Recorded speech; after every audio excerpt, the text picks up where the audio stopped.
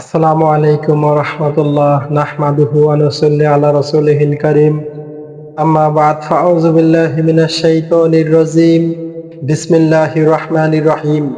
সমস্ত প্রশংসা একমাত্র মহান রব্বুল আলামিনের জন্য নিবেদন করছি আলহামদুলিল্লাহ।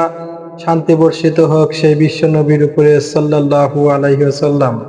আজকের আলোচনার বিষয় বাউলদের আকীদা বিশ্বাস নিয়ে। কোরআন মাজিদ ৩০ পারা নয়, বরঞ্চ কোরআন মাজিদ ৯০ পারা। কি শুনে অবাক হচ্ছেন? না, এটা আসলে আমাদের কথা নয়, এটা হচ্ছে সেই বাউল ফকিরদের কথা। বাউল ফকিররা এটা দাবি করে যে কোরআন মাজিদ ৩০ পারা নয়, বরঞ্চ কোরআন মাজিদ হচ্ছে ৯০ পারা।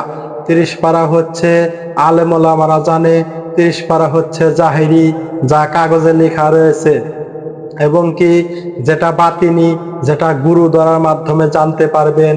কারণ বাউলরা এটা বিশ্বাস করে যে গুরু ধরার মাধ্যমে একমাত্র আত্মশুদ্ধি করা সম্ভব। আর কোরআনুল কারিমে এবং হাদিসের মধ্যে বলা হয়েছে যে আত্মশুদ্ধির পথ হচ্ছে পবিত্র কোরআন এবং সহিহ হাদিস। আত্মশুদ্ধি অর্থাৎ আত্মাকে শুদ্ধ করা, ভিতরকে পরিশুদ্ধ করার মাধ্যম হচ্ছে সৎ আমল এবং সুন্দর বিশ্বাস।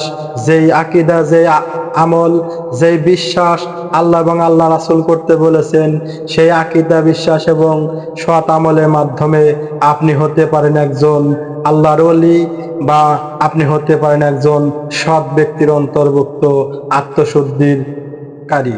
কারণ আত্মশুদ্ধিকারী হতে চাইলে অবশ্যই আত্মাকে শুদ্ধ করতে হবে, ভিতর থেকে সব শিরক বিদআত দূর করে পবিত্র কোরআন এবং সহিহ হাদিসকে আঁকড়ে ধরতে হবে।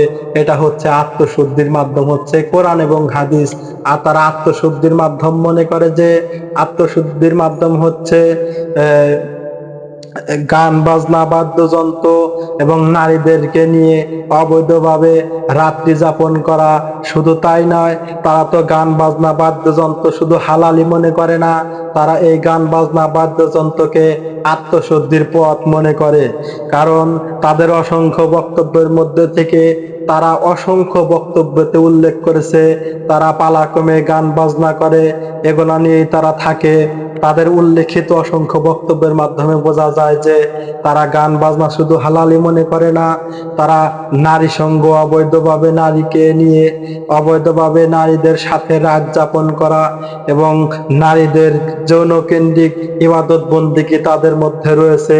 তারা যৌন কেন্দ্রিক নারীদের সেই যৌন কেন্দ্রিক সেই বিষয়বস্তুকে কেন্দ্র করে তারা নাকি সাধন ভোজনের মাধ্যমে আল্লাহ তাআলাকে পাবে বলে তারা দাবি করে। অথচ রাসূল সাল্লাল্লাহু আলাইহি ওয়াসাল্লাম রাস্তা দিয়ে গান বাজনা বাদ্যযন্ত্রের আওয়াজ শুনে কানে আঙ্গুল ঢুকিয়ে এরপরে এক সাহাবীকে বললেন যে তুমি কি গান বাজনা বাদ্যযন্ত্রের শব্দ শুনতে পাও? বললেন না।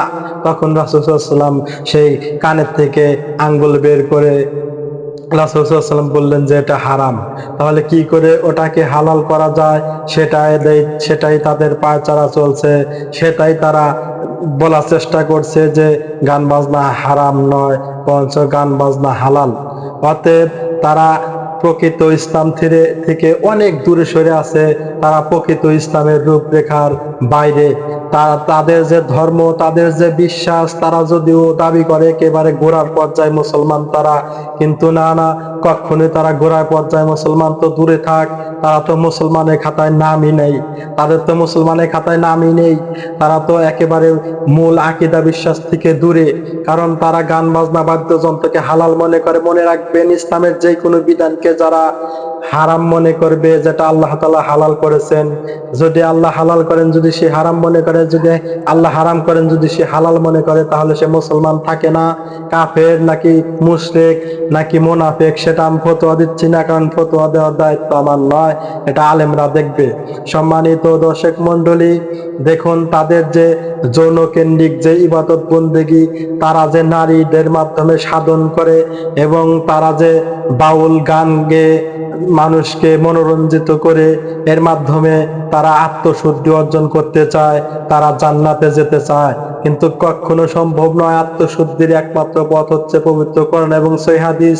তারা সবচেয়ে বড় আপত্তিকর দাবি যেটা করে সেটা হচ্ছে কোরআন মাজিদ 30 পারা নয় বরঞ্চ 90 পারা, আর 30 পারা হচ্ছে জাহেরি, বাকি 60 পারা নাকি বাতিনি, যেটা গুরু ধরার মাধ্যমে তারা শিক্ষা অর্জন করে এবং গুরুর মাধ্যমে তারা জান্নাতে যাওয়ার চিন্তা ভাবনা করে থাকে।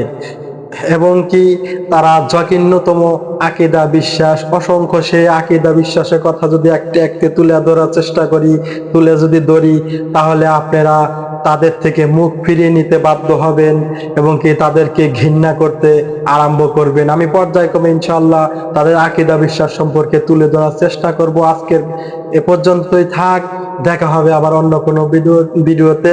ভিডিওটা যদি ভালো লেগে থাকে লাইক কমেন্ট সাবস্ক্রাইব করে আমাদের পাশেই থাকবেন ইনশাআল্লাহ। তো বাউলদের আকীদা বিশ্বাস সম্পর্কে আমি পর্যায়ক্রমে তুলে ধরার চেষ্টা করব ইনশাআল্লাহ। বাউলরা যে কত নিকৃষ্টতম ব্যক্তি, বাউলদের যে আকীদা কত খারাপ, বাউলদের যে আকীদা কত নিকৃষ্ট হতে পারে, তা আপনারা না জানলে না শুনলে বুঝতে পারবেন না।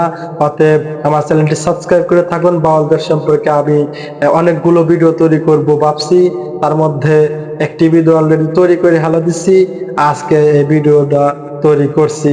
আপনারা সবাই শুনে যাবেন, দেখে যাবেন ইনশাআল্লাহ।